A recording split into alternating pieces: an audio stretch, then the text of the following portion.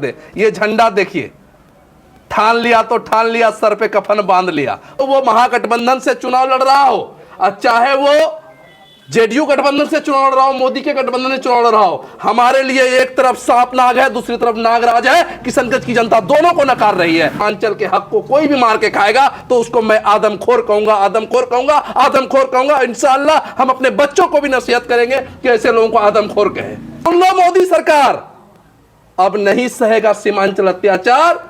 MU लेगा, MU लेगा, MU लेगा। कौन? अख्तरुल इमान नाम ही है विरोध करने का। अगर कोई गलत काम हो रहा है तो वहां विरोध करते हैं। जनता के गठबंधन से हम चुनाव लड़ रहे हैं, और जनता जब चुनाव लड़ती है ना साहब, तो कोई नहीं टिकेगा, ना एक तरफ तीर टिकेगा, ना पंजा टिकेगा। आप देखिएगा सब लोग पतंग उड़ाएंगे इंशाअल्लाह ताला। ऊपर कौन खड़ा रहता? उर्दू टीटी का मामला था, कौन खड़ा रहा? शहबाज की लिंचिंग थी, कौन खड़ा रहा? सूर्य नमस्कार की बात आई, कौन खड़ा रहा? अरे सदन के वीडियो को तो निकाल कर देखिए आप कि अख्तरुल इमान किस तरीके से लड़ते हैं, किस तरीके से लड़ते हैं साहब।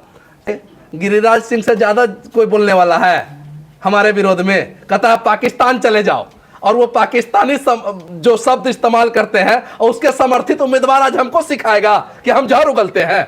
की सरगोशियां तेज हो चुकी है, ऐसे में किशनगंज से मस्जिद भी अपनी तैयारियां उनकी जोरों पर है। क्या लग रहा है इस बार क्या होगा एमआईएम के लिए? देखिए क्लियर है कि ना लोग काला कौवा को वोट देने जा रहा है, ना लोग निकम्मा को वोट देने जा रहा है। वोट लोग देने जा रहा है अपने बेटा को, अपने भाई को, अख्तरुल इमान को देने जा रहा है। किशनगंज की जनता ही नहीं बल्कि पूरी बिहार की जनता की उम्मीद है कि अख्तरुल इमान साहब जब संसद में जाएंगे तो सीमांचल की बदहाली की बात करेंगे। जब अख्तरुल इमान साहब संसद में जाएंगे, किशनगंज में हो रहे अत्याचार के बारे में बोलेंगे।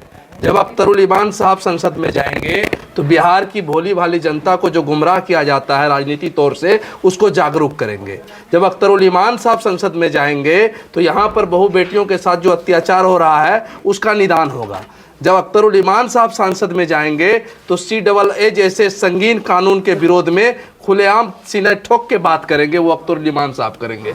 जब अख्तरुल इमान साहब संसद में जाएंगे तो शहबाज की जो लिंचिंग हुई सीमांचल में, उसके खिलाफ, सरकार के खिलाफ हल्ला बोलेंगे संसद में। इसलिए लोग, सीमांचल के लोग और किशनगंज के लोगों ने ठान लिया है, क्लियर कॉन्सेप्ट है कि अख्तरुल इमान साहब 5 लाख वोटों से जीतेंगे इस बार, 5 लाख वोटों से। किशनगंज में क्या मैनिफेस्टो है, क्या जनता से क्या वादे किए जाएंगे इस बार? देखिए सबसे बड़ी बात तो ये है कि इन लोगों ने किशनगंज में ये हालात पैदा कर दिए कि आज़ादी के 75 साल बाद भी, आज़ादी के 75 साल बाद भी किशनगंज में अखबार के पहले पन्नों पर यह छपती है कि बिहार का सबसे पिछड़ा जिला, पिछड़ा लोकसभा किशनगंज है।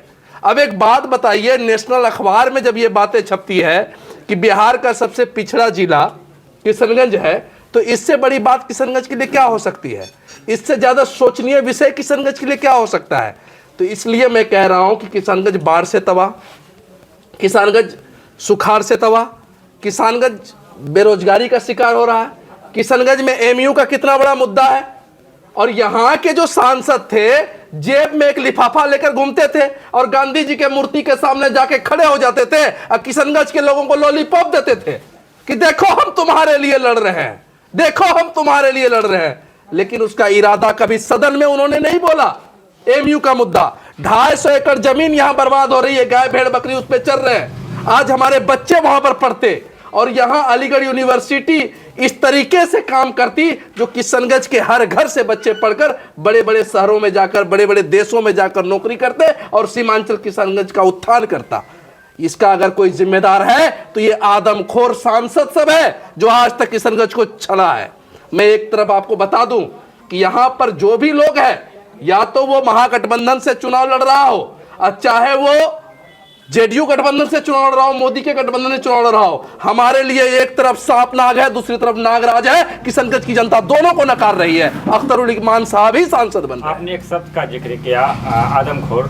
मैं चाहूंगा इसको परिभाषित कैसे करेंगे आप? अब एक बात बताइए, अब किसी का हक कोई मार के खा रहा है, किसी का हक कोई मार के खा रहा है तो आदमखोर नहीं हुआ? जरूरी है कि इंसान का मांस इंसान खाए? अगर आपके नेवाले को छीन कर मैं खा रहा हूं तो क्या मैं आदमखोर नहीं हुआ? इसी तर्ज पर मैं कह रहा हूं, अगर सीमांचल के हक को कोई भी मार के खाएगा तो उसको मैं आदमखोर कहूंगा, आदमखोर कहूंगा, आदमखोर कहूंगा। इंशाअल्लाह हम अपने बच्चों को भी नसीहत करेंगे कि ऐसे लोगों को आदमखोर कहे। आपने भी एमयू की बात कही, क्या लगता है कि अगर अख्तरुल ईमान जीत जाएंगे तो एमयू ला पाएंगे? सेंट्रल में, क्योंकि सेंट्रल में अब भी लगता है कि भाजपा की सरकार रहेगी। मैं आपको एकदम क्लियर कर देता हूं, आपको भी पता है कि बिना बोले कुछ नहीं मिलता, बिना रोए बच्चों को दूध नहीं मिलती, तो एमयू मिल जाएगा।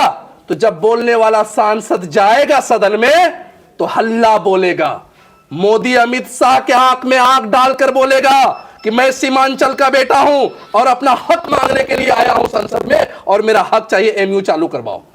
अन्यथा अख्तरुल ईमान साहब वहीं बैठे रहेंगे और सरकार को मजबूर कर देंगे एमयू का काम चालू करने के लिए। कॉन्सेप्ट है, कई बार आप देख रहे हो, बैरिस्टर असदुद्दीन ओवैसी साहब जब सीमांचल दौरे पर आए तो एमयू के ग्राउंड में गए और वहां से भी उन्होंने हुकार भरी कि सुन लो मोदी सरकार, अब नहीं सहेगा सीमांचल अत्याचार, एमयू लेगा, एमयू लेगा, एमयू लेगा। कॉन्सेप्ट है उनका। एमयू राम मंदिर की तरह बन गया, जैसे अयोध्या में राम मंदिर को लेकर के सियासत होती है, उसी तरह किशनगंज में एमयू को लेकर बनाया किसने? अभी बनाया किसने? आज ये मुद्दा बनाया किसने? भाई एमयू का मुद्दा यहां के सियासतदानों ने बनाया है, जो यहां के सांसद रहे, जो यहां के लंबे समय से सरकार में रहे। क्यों नहीं जदयू केंद्र में सरकार है उसकी, क्यों नहीं बनवाता है एमयू? आज जेडीयू के लोग घूम घूम कर वोट मांग रहे हैं, किस मुंह से मांग रहे हैं? किशनगंज में वोट किस मुंह से मांग रहे हैं? आपको देखना होगा, विचार करना होगा। आज नरेंद्र मोदी की गवर्नमेंट देश में, नरेंद्र मोदी की गवर्नमेंट स्टेट में, और नरेंद्र मोदी का उम्मीदवार, क्यों भाई वो वोट लेगा? कैसे वोट लेगा? किस मुद्दों पर वोट लेगा? तो अब सवाल रहा कांग्रेस के सांसद का। कांग्रेस के सांसद क्या कर रहे थे 5 साल से? कितनी बार धरना में बैठे, कितनी बार प्रेस रिलीज किए, कितनी बार उनके लिए लड़ाई लड़ा, कितने लिए भूख हड़ताल पर बैठे? तो सर काम ना काज का, दुश्मन अनाज का बने बैठे हैं।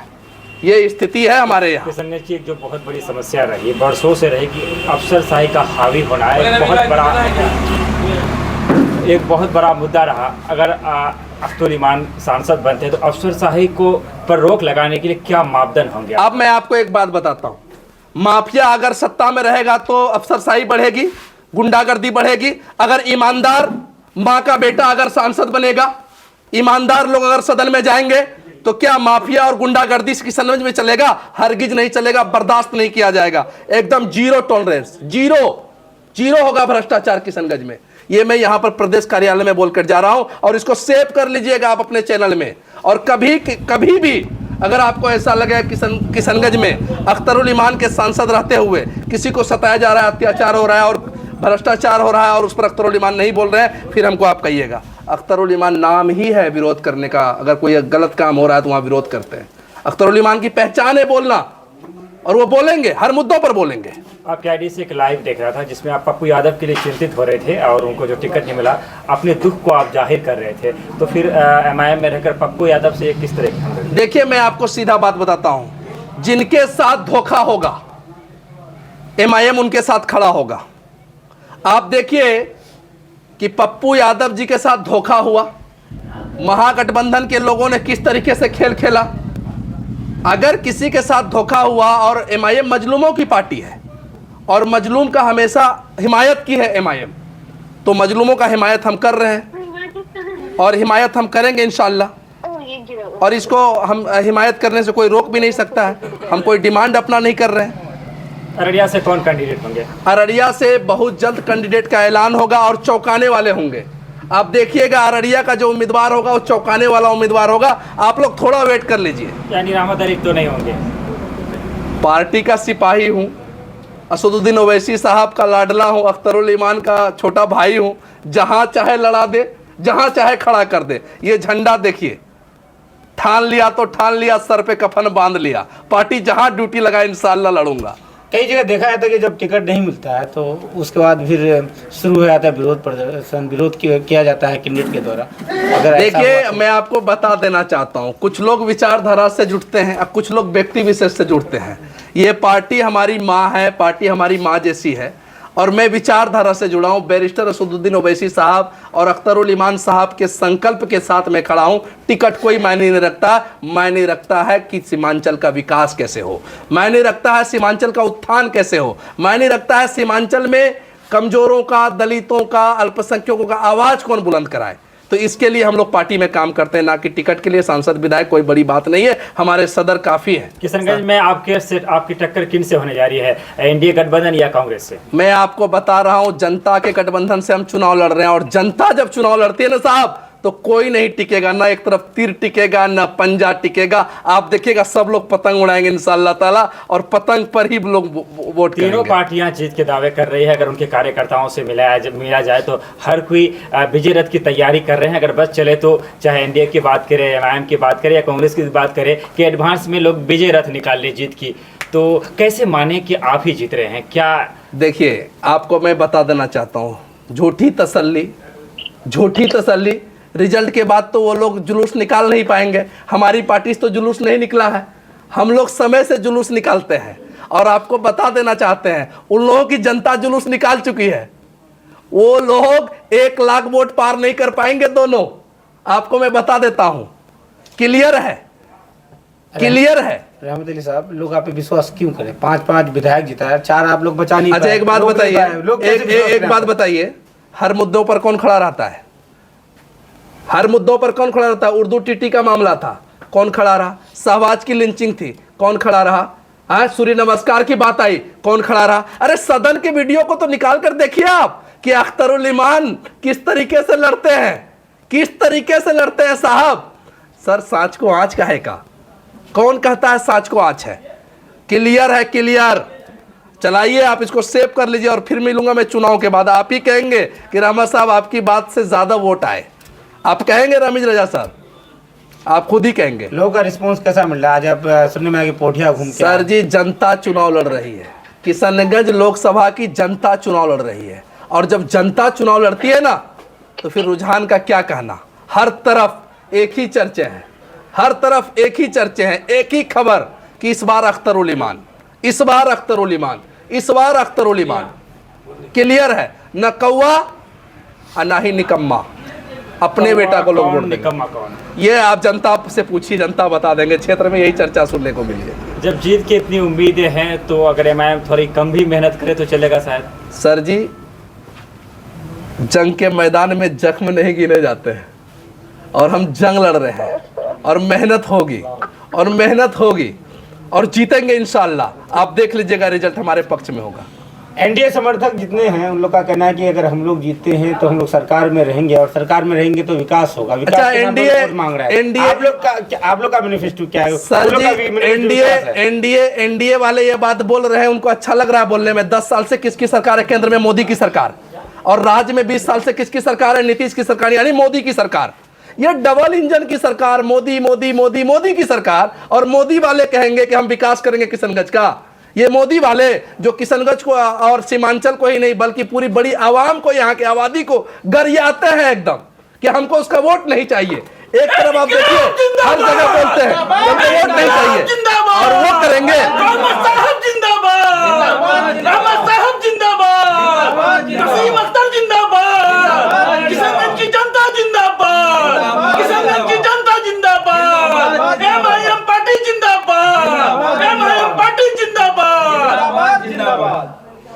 आखिरी में अपने यहाँ के लोगों को, किशनगंज की आवाम को क्या पैगाम देना चाहेंगे? देखिए, हम किशनगंज की आवाम से विनम्रता पूर्वक आजिजाना गुजारिश करेंगे कि आप किशनगंज को सियासी मरकज बनाइए।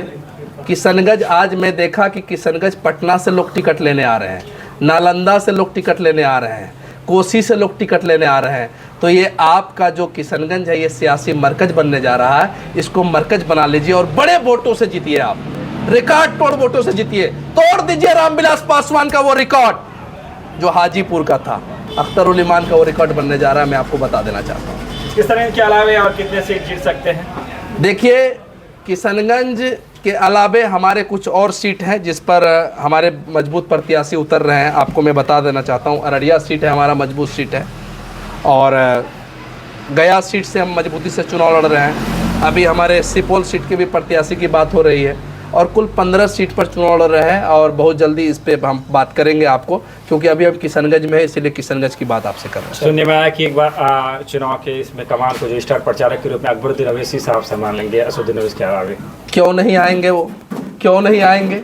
सबके दुलारे हैं, सबके प्यारे हैं, हजारों में एक है, लाखों में एक है, वो आएंगे, अपने लोगों से अपील करेंगे। अकबरुद्दीन ओवैसी साहब का क्या कहना, मोहब्बत बांटते हैं, लोगों के बीच जाते हैं, खिदमत करते हैं। हाँ, उससे बड़ा खिदमतगार कौन है? विपक्ष के लोगों का कहना है कि सबसे ज्यादा जहर वही उगलते हैं। कहाँ जहर भाई, कहाँ जहर भाई, कौन सा जहर भाई? आप एक बात बताइए, गिरिराज सिंह से ज्यादा कोई बोलने वाला है हमारे विरोध में? कहता है पाकिस्तान चले जाओ, और वो पाकिस्तानी जो शब्द इस्तेमाल करते हैं, और उसके समर्थित उम्मीदवार आज हमको सिखाएगा कि हम जहर उगलते हैं। हमको पाकिस्तानी खालिस्तानी वो कहते हैं। उसके समर्थित उम्मीदवार आज कह रहे हैं कि हम चुनाव में, किस मुंह से भाई? तुमको चुनाव जीत अगर पाकिस्तान जाना है हमको? अख्तरुल ईमान साहब, अख्तरुल ईमान साहब। अभी जो बिहार के मंत्री हैं, उनका कल का एक बयान था जिसमें उनका कहना है कि फिरका परस्त पार्टियों से बचना चाहिए, तो क्या कुछ कहेंगे? बीजेपी से बड़का फिरका परस्त पार्टी कोनो है? बीजेपी से बड़ा सांप्रदायिक पार्टी कोई है? आज मैं आपको बता देना चाहता हूं कि अगर मुल्क को बचाना है और मुल्क में हिंदुस्तान की एक बड़ी आबादी को अगर महफूज रखनी है, तो इस देश से बीजेपी को समाप्त करना होगा, इस देश से आरएसएस को समाप्त करना होगा, और इस देश से आरएसएस की विचारधारा को नष्ट करना होगा। उसके बाद ही संभव है। क्या लगता है 10-15 सीट जीत भी लेते हैं आप लोग, तो इस चीज को खत्म कर पाएंगे आप लोग? अब एक भाजपा इधर 400 पार की नारा दे रही है, तो भाजपा 400 पार की नारा, आप गलती सुन रहे हैं। वो कह रहे हैं 400 पार पेट्रोल होगा, वो कह रहे हैं 400 पार डीजल होगा, वो कह रहे हैं लोकल ट्रेन का भाड़ा 400 पार होगा, और आप 400 सीट की बात कर रहे हैं। कौन मुंह से भाजपा 400 सीट की बात कर रहे हैं?